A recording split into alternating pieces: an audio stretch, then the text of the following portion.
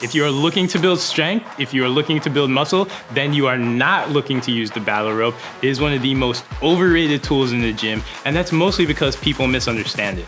They wind up thinking that you can build strength, build muscle, and get lean using the battle rope. In reality, you can basically just burn a lot of calories doing the battle rope. I don't really know. So here's a dirty little secret from my experience of coaching group fitness and programming for group fitness when we would throw the battle rope in. It's just a filler movement. There's no actual focus to it besides just getting your heart rate up, gassing you out. So when you go into that next movement, you're already burnt out, and that next movement is just gonna feel a little bit harder. Exactly, and filler movements really just don't have a huge place in your routine. So let's get the battle rope out of your routines. We're gonna tell you why, and we're gonna tell you exactly how to use the battle rope to get the most out of it.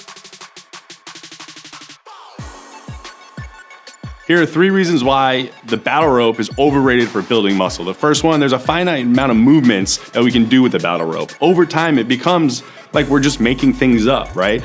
Like jumping jacks with a battle rope, overhead press with a battle rope. Now, there may be certain things that are challenging about it. Yes, things that are gonna push you and challenge you, but we're not gonna get anything out of it that we think we're getting out of it in a muscular standpoint. Exactly. Challenge is good, but challenge is not the only thing you need to push for in the gym. And when it comes to battle ropes, there are just so many motions and ideas that we can't cover. So you can't really train your back muscles with the battle rope. You can't really train your glutes with the battle rope. You wind up getting a really good ab workout. Your shoulders and your grip are gonna feel it, but that is sort of the specialty sweet spot for the battle rope. Your other muscles just aren't gonna get anything out of it.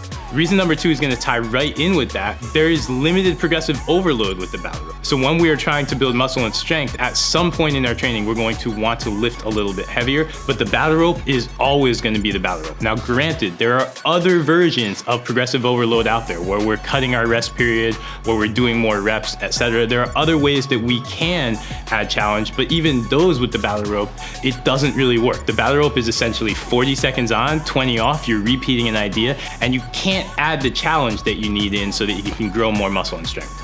Yeah, that leads us right into our third reason. Most of the time, it's 40 on, 20 off. The programming of the battle rope, we're not getting the stimulus we need for muscle growth, and it becomes a very cardio-based exercise. So when you see a battle rope, it's more so in the terms of interval training versus repetition-based. And for me, as a coach, looking at that, I would use this for people that are specialty athletes, right? So a boxer, a wrestler, jiu-jitsu, people that need to be engaged, that need to be tight, but they also need that overall conditioning in the upper body and the cardiovascular conditioning.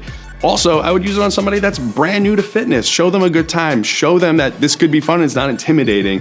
But if you've been in fitness and you're working out consistently, it's just not the best bang for your buck if you're looking to build some muscle. Exactly. Battle ropes are about fun, they're about cardio, they're about a little bit of agility, and that's how they're supposed to be used. They are not about muscle and strength. So get away from using them for those 2 other ideas, and let's figure out exactly how to use battle ropes. We're going to explain that to you right now. The first way to use battle ropes correctly would be as a finisher at the end of your workout. Set a clock for 5 minutes, pick 2 movements, and alternate between them. So maybe you're going 40 on, 20 off, 30 on, 30 off, but take 2 movements and really push that interval to the max, rest, and repeat. That's the way I would recommend you using it correctly. Exactly. All about cardio conditioning when we're in that situation, and that is the ideal purpose of the battle rope. Now, you can put this in your strength workouts if you're tight on time, and it's just not gonna fill the strength hole. So you could choose, let's say we're tight on time, we only have 20 minutes to get a lift in. We can choose 2 strength ideas. Let's say we're gonna do a goblet squat and we're gonna do a dumbbell or a kettlebell row. Do those 2 exercises for reps. In between that, you're gonna do 30 seconds of battle ropes. It's gonna get your heart rate up a little bit, fill in that blank in your training. It's especially useful in that situation, but remember, it's not building strength in that setting. It's still the cardio element. We're just using it to drive your heart rate up a bit. And the third way you can use the battle ropes would be agility focus. Now, we can take these battle ropes and say we're doing alternating waves facing forward, but now we're going laterally side to side, right?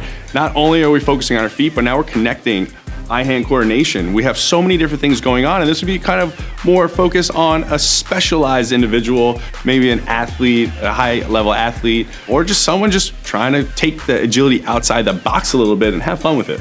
Exactly. And in that setting, again, it's still not about strength. We're training other qualities. We're getting a little bit of athleticism in there, and you're doing it as a finisher in that context too, just using it on the back end of your workout. So either way, those are 3 better ways to use battle ropes than any form of battle roping that's gonna try to build strength or muscle. Those 2 things just aren't gonna happen when you're using battle ropes. Try our methods instead.